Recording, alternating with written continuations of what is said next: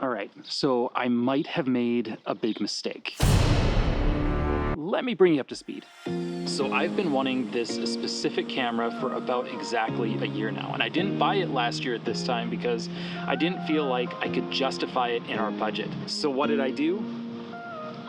Nothing, except dream about it and make plans for what I would do if I did have it. And then it occurred to me that I have an equipment closet full of badly aging gear.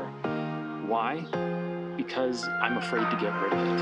And if I didn't have those pieces of equipment, I might miss out on some potential future income earning possibility.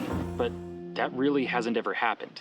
So here's the plan. Can I sell my old gear in exchange for that new camera in hopes that it will afford me more income opportunities than my current gear currently affords me?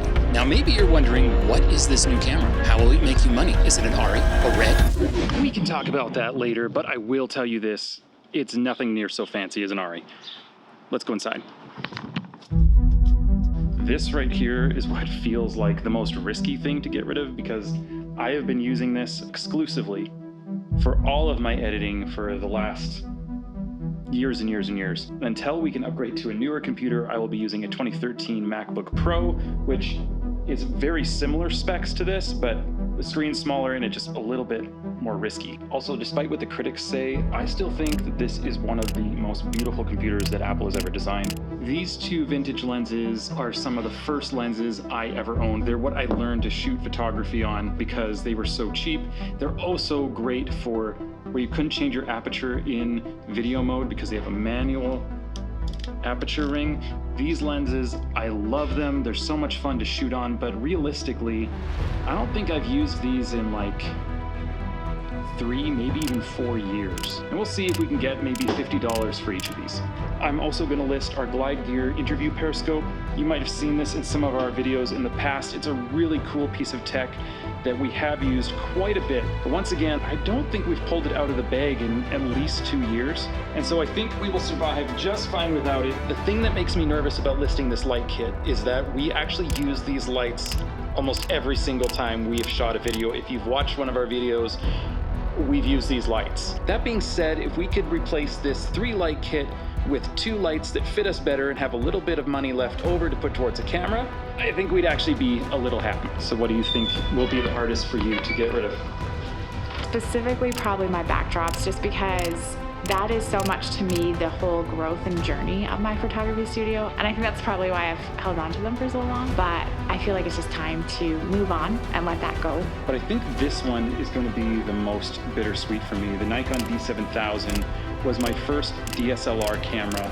I specifically purchased it to film my first indie feature film. It has been a workhorse for me, and there's just going to be a little bit of nostalgia getting rid of this thing. But the reality is we haven't actually used it seriously probably in 2 years. Do you think this whole thing's a good or a bad idea? You started telling me what you wanted to get rid of, and I was like, are you sure? Are you sure? Which is funny because I'm really big on decluttering. So I think it's a little more scary getting rid of tools that make money for you as opposed to tools that just are around the house that you're like, I'm not using this. We're going a different direction now, and it's like, you know what, we can let go of that stuff. Now, I'm not going to list everything. That's just the most sentimental and maybe risky feeling ones. As I cleared out my gear closet, I found all kinds of other stuff that has just been kicking around, getting in the way, and we listed all that stuff too.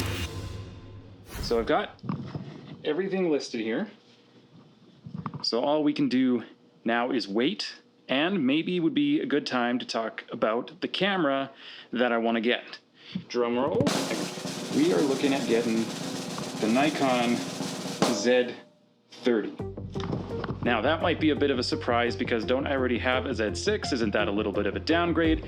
There are some reasons. Besides just the advantages of having a second camera that can keep up with the Z6, which the D7000s were not doing anymore, there is another business reason, and that is that I really think it'll help grow this YouTube channel. We're getting so close to 1,000 subscribers right now, and I would love that to happen just a little bit faster. And as the channel grows bigger, I'll be able to justify putting more time into making videos, and I really think that the Z30 will help me do that. Because if you look at our YouTube channel right now, you'll see that the most popular videos are all gear review videos, and that the most popular of all is this Z6 video. I have got like 100 ideas, well maybe not quite 100, but a lot of ideas for videos to do with this particular camera. Plus, the Z6 doesn't have a flip out screen, and vlogging like this would be a lot easier with a smaller, lighter camera that has a screen that I can see.